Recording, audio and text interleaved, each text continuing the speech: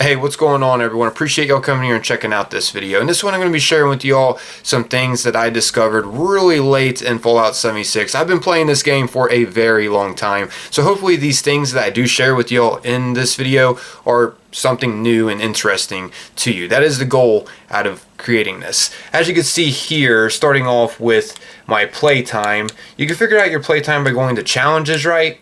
And then going to where is it? Survival? No. Character. And as you can see, it says I have explored Appalachia 3,857 freaking hours. So I've invested 3,857 hours on Xbox. And let's see, how much on PC? Oh, wow. So I have invested 364 hours on my PC account. So yeah.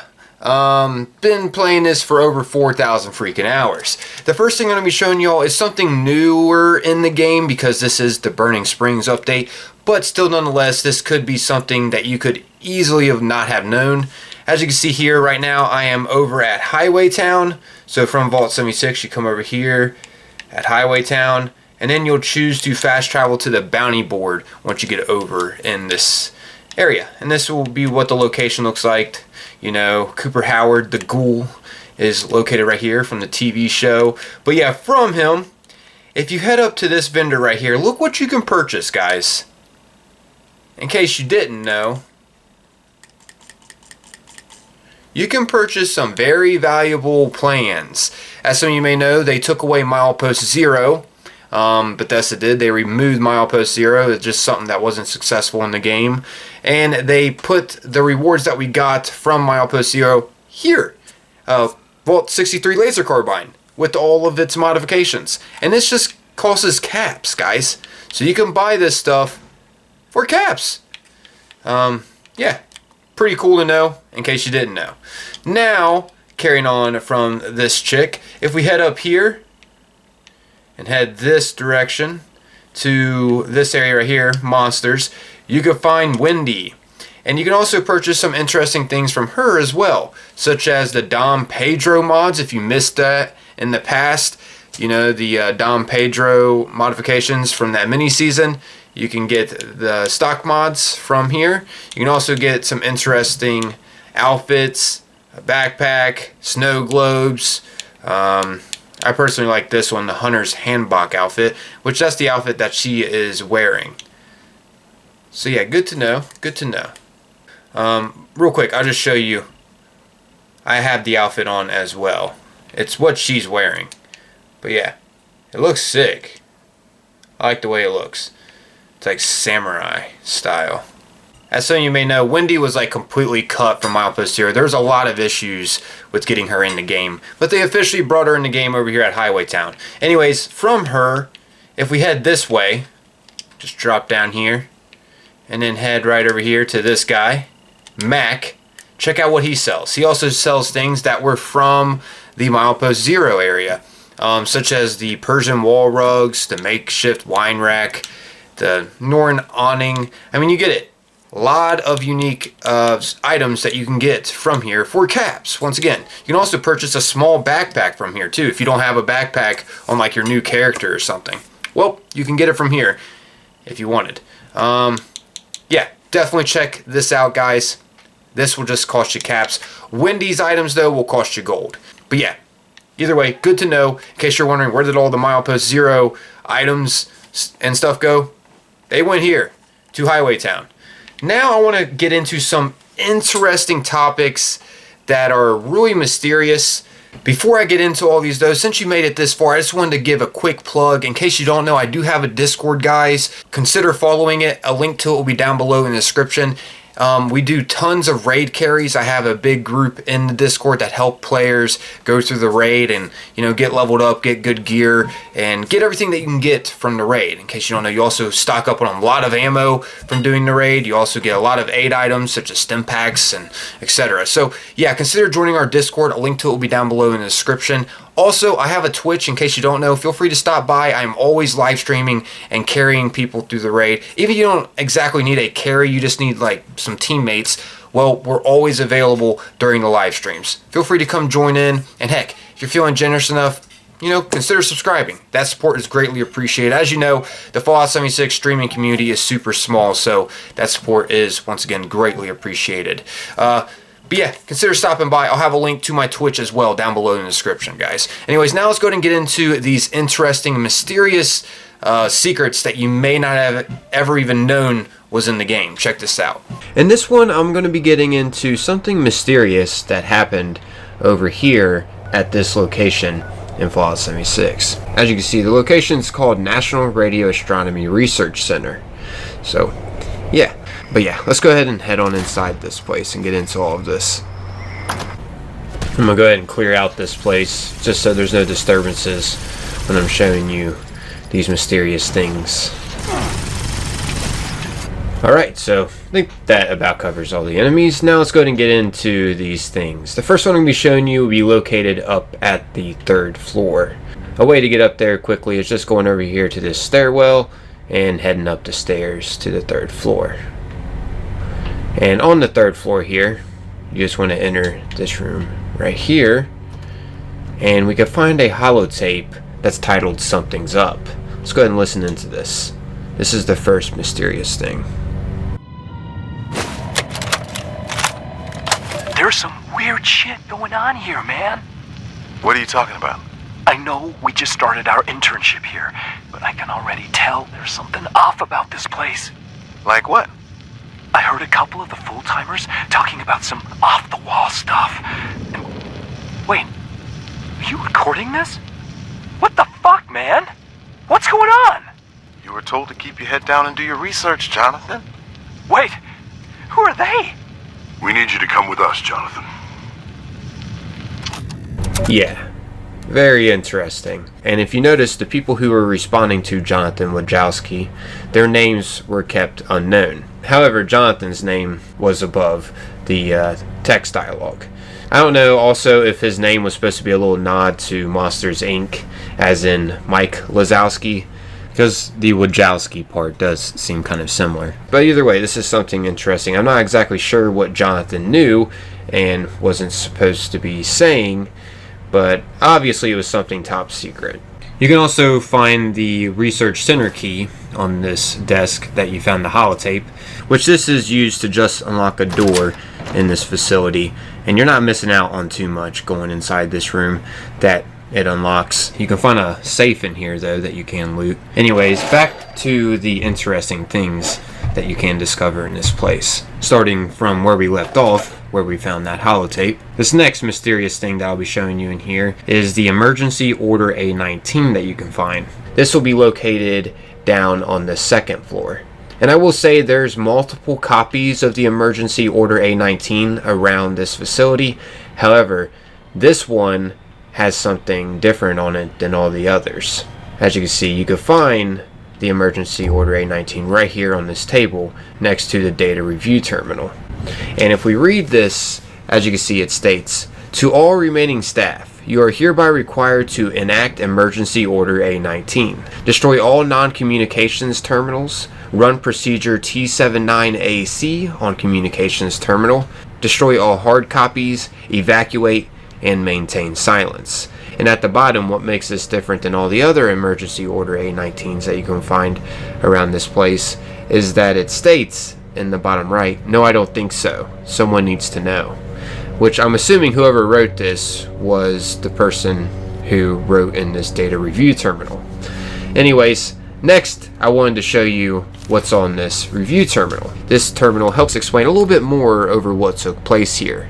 But anyways, as you can see, the radio logs are offline and the satellite data are offline. However, we can still review the messages on this terminal. First one I'll be reading is the satellite adjustments. As you can see, this log reads, "We will be making some remote adjustments to the satellite shortly, which will account for a gap in the data when it gets to you.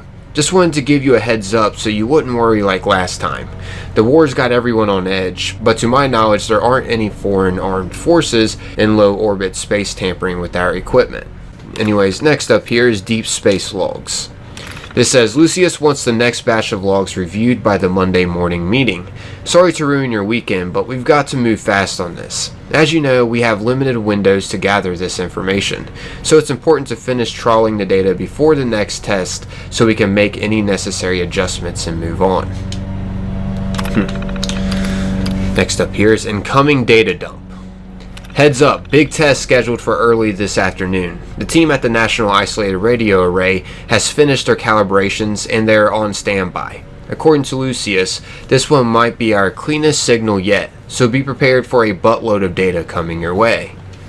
So it seems like they did find something, because in this next log that's titled Something's Weird, check out what this says. It's weird, right? I know we were told not to talk about it, but I can't be the only one, right? They can't expect to keep it secret forever. I haven't been sleeping since. I'm pretty sure Michael's noticed my performance slipping, but I feel like everyone's been acting a little weirded out recently. Even the higher-ups. Maybe I shouldn't worry. Maybe it's nothing. You've been reviewing the data though. What do you think about it? Yeah, so obviously they found something out within the data. Anyways, next up here is security reminder. As you can see, this one reads, any employee communicating with anyone below their clearance level about any classified information will be immediately terminated and prosecuted to the fullest extent of federal law.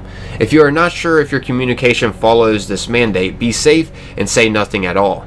Thank you for your cooperation in making this facility a secure and safe place to work. Now for the last log here. Retirements. This one reads, I'm sure it's nothing. We go 7 years without a single retirement. Then suddenly, half a dozen people retire in the span of 2 weeks. They're all relatively young. And they've all moved to remote places to be with family. Even Chris Murphy, who I'm pretty sure doesn't have any living family. I mean, it's possible. I certainly don't think there's anything weird about it. Nothing I'd ever say to anyone outside the office, that's for sure. I certainly don't want to retire. So yeah, that's the logs on this terminal. That gives us a little bit more information over what took place here. Pretty interesting. Whatever the researchers discovered above this place in orbit, whatever it was, obviously was unsettling to them and made a lot of them go into retirement, as we read in the terminal logs, and also wanted to keep it top secret. I would love to know your guys' theories over this. Was it aliens? Does it have something to do with the simulation theory? I mean, what do you think it was? And if you have any other clues on what this was that they did discover, feel free to jot it down below in the comments. At the moment, this is all I really know about all of this that took place here. Okay, so these next secrets will involve one big one. The first thing that you want to get that's a part of this secret is the cell key that you can find over at Huntersville. As you see, Huntersville is located right here. Once over here, you just want to head through town. There's going to be, of course, plenty of super mutants that you will run into over in this area, so be warned of that. But yeah, you can find this hidden cell key that we're going to be able to use that's part of the secret over here within this house. You're going to have to run through town, open up this gate here, and inside this building at the top floor you can find a bed, and underneath the bed here you can see cell key W9FZ was hidden right here. So yeah, that's one part of this secret. So once you got that key, the next part of the secret will be located over at Sugar Grove, which is located right here. Over here there's a secret area that you can discover that you probably didn't know about. That's the reason why I went and got the cell key first, because once again it involves this secret area that you can discover. But yeah, when you're over here at Sugar Grove, first off, what you want to do is head inside this place, and we're going to be finding another hidden key. This one is also just as hidden, something that you could easily miss. But yeah, once you're inside the place here, just take the route that I take. It's not too far in here. We're going to be heading to this place right here, the DEF CON room or whatever. Once you're here, you just want to head this way, and we're going to be heading into the back corner of this place. It's like a little maze of terminals back here. But yeah, you can find a hidden key right here. It's called the Black Site Guard Key, once again in the corner of this place. extremely hidden, right? So once you got this key, now we can access even more areas within the secret area. We'll also be able to use that cell key that we picked up over at Huntersville too. The reason why I counted this as 2 secrets is because the key over at Huntersville is in a completely different area than what you could find over at this location at Sugar Grove. Anyways, now we just want to head back outside, and the secret area here that you probably didn't know about is located at the back of this building. So just head to the back of this place, and there's going to be a locked door back here that you can unlock by hacking this terminal. It's a super easy terminal to hack into. It's literally a level 0 one, so shouldn't be no problem. And yeah, once you unlock it, you'll be able to gain access to this secret area. Okay, so yeah, once in here, now we can use that black site guard key to gain access to this secret place that's at the back of Sugar Grove, as you can see. And down here, you're going to find some unusual things happening. You'll also find a few enemies that you can take on too, but nothing too difficult. You're going to find plenty of loot down here as well. Like right off the bat here, we got a safe that we can unlock if you want. There's plenty of things that you can loot down here. And also to gain entry to a lot of these places, it's going to require that black site guard key that we found hidden inside Sugar Grove. As you can see, they were doing some unusual experiments down here. I'll get into the lore in a little bit over this place, but for now I'm just going to give you a quick tour over this secret place. As you can see, look at this. What's going on here? Something extremely unusual. It's like they were doing experiments on them. Honestly, this gives me vibes from the Memory Den of Fallout 4. I mean, not exactly like it, but it just gives me vibes of it. It just gives me Institute and Enclave vibes going on down here. But yeah, that's definitely not all that we can find down in here that's unusual. As you saw earlier, we picked up a cell key, and that cell key is used to unlock one of the cells down here too. But like I mentioned before, there are multiple other cell keys, and you can find them right here. You can see, here's one cell key, here's another, and here's another. So now we got 4 different cell keys.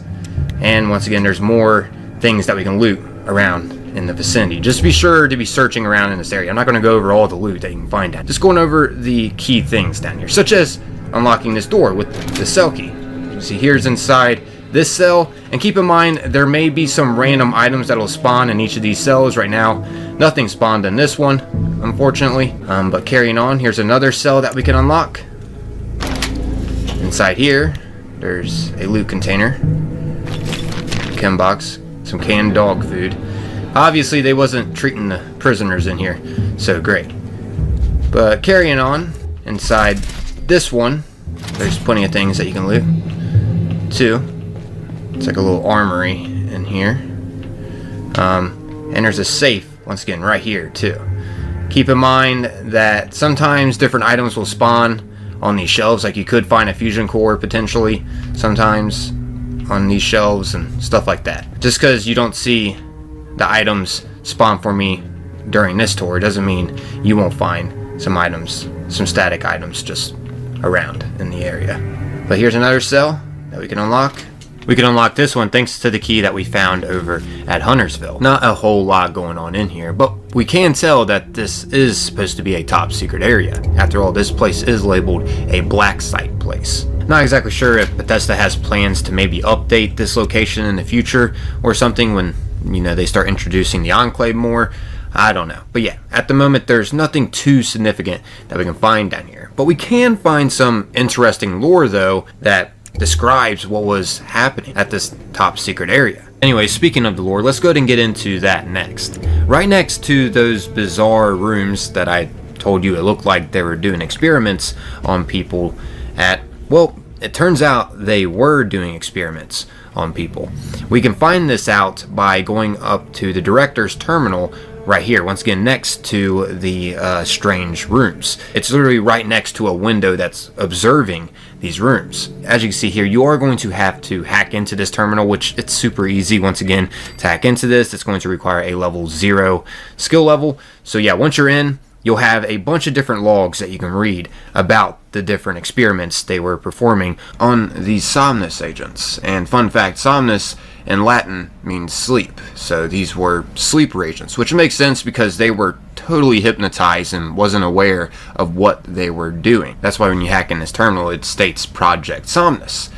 This was a project by the United States Navy and government of hypnotizing people and making them do things that they weren't even aware they were doing. Check this out. If we click on the first log here, general notes, here's what it states.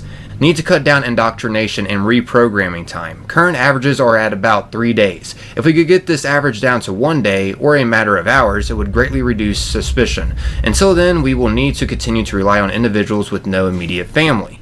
Despite our original expectations, individuals with lower mental aptitude are actually worse for the program than more intelligent individuals, because we still need to work within the confines of the human brain. Smarter people are better able to carry out orders without error, and can improvise to occlude their purpose if they are caught.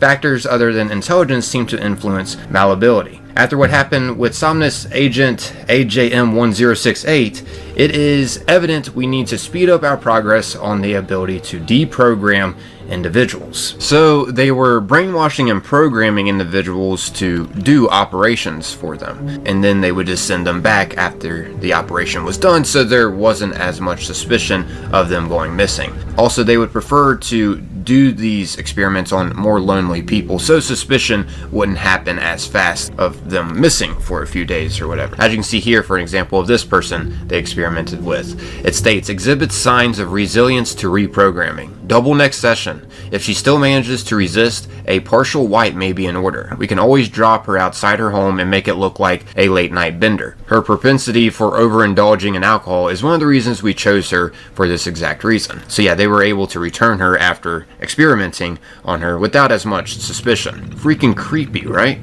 And check this out. Here's another example of another agent they were working on. The last person that they experimented on this terminal, it was a self-described avid hiker, as you can see here. So no one questions her frequent disappearances. We can use her to collect data from the wooded mountainous areas nearby. On a trial basis, we have been experimenting with inserting a wide range of combat tactics, mostly revolving around martial arts. This person has shown much promise in accepting these techniques, completely unaware to her conscious self. Indeed, it appears this person managed to foil a bank robbery by employing hand-to-hand combat, with no recollection of the incident. Luckily, the official newsprint story attributes it to a sudden, instinctual rush of adrenaline triggered by the stress of the situation.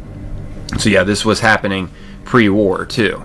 Keep in mind these experiments. So yeah, keep in mind these experiments were happening pre-war, before the bombs dropped. But yeah, really interesting secret backstory that you can find down here that, once again, a lot of players probably missed. Definitely recommend coming down here and doing some exploration yourself and reading up on all of these logs of the Somnus project, of these sleeper agents they were creating. Anyway, since we've been on the topic of, spooky little things that you might have missed in Fallout 76, this next one is going to be over the Smiling Man, otherwise known as Indrid Cold. Figured I'd keep the ball rolling here of the spooky theme. One of the locations where you can find this strange, creepy guy will be located over here. Keep in mind he is a random encounter though, so he won't always spawn here. But here's what he says when you go and approach him and talk to him.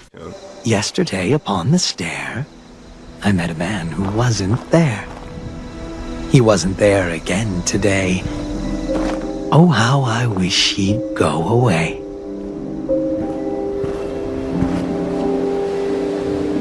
Salutations! Do not be afraid. I do hope I have found you well. There's quite a bit of dialogue options to choose from. To start off here, let's just go ahead and say nice jacket, buddy. I am cold. You may call me Indrid. What are you called? So yeah, we'll get even more dialogue options to choose from. Let's go ahead and just choose the option that states tell him your name. Of course it is. The pleasure is mine. So nice to see a smiling face. Now let's ask him, what do you want from me? Not from you. For you. I want only happiness for you. I have been away a long time. It appears that much has changed during my absence. I have such sights to see. Perhaps you can recommend a local peculiarity. I gotta say, this guy is one interesting character with loads of dialogue options to choose from. As you can see here, now there's even more we can talk to him about. Now let's go ahead and say this to him. You should try to find the Mothman. An enlightened idea. I shall do just that. You have my thanks for your time and company. Before I forget, I must go. I do hope to see you again. So yeah, that's some of the dialogue from him. As you can tell, the developers added loads of dialogue options to choose from with them. But yeah, and for those of you that are curious what happens if you go and try to kill this guy, well, here's what happens. It's actually pretty interesting. Smile, and the whole world smiles with you. He'll just vanish in smoke, very similar to how the Mothman vanishes. This guy is very mysterious. Also, it's good to know that the ally Stephen Scarberry, the one who worships the Mothman, has seen the Smiling Man around Appalachia too. Here's what he'll say about him. Not yet, but I did see something strange. A very friendly man. While his personality was cold, he could not shake his smile. I feel as though we were looking for similar things. Interesting enough, this guy is actually based off real life. He was cited a couple times by people. As you can see, here's a drawing of apparently what he looked like. He was described as possibly being an alien or associated with the CIA. Some described him like a person from the Men in Black movie. People have speculated him to be connected with the Mothman. One of the second sightings of him was around the same area and time as the Mothman came about in West Virginia. A guy named Woodrow Derenberger described coming across the Smiling Man. He mentioned how the guy came up to him and said telepathically to him that his name was Injured Cold and he meant no harm. He told him he wanted to know more about the human race and apparently even visited Woodrow again too. Yeah, very strange and creepy. That's just a little bit about the story of the Smiling Man. I suggest looking into him sometime. But there you have it, everyone. Hopefully something new and interesting was in this video for y'all. Also, as a reminder here at the end, consider going and following my Discord as well as my Twitch. Links will be down below in the description to them. But yeah, I'm out of here. As always, most importantly, appreciate y'all taking the time watching and listening. Until next time, guys, peace.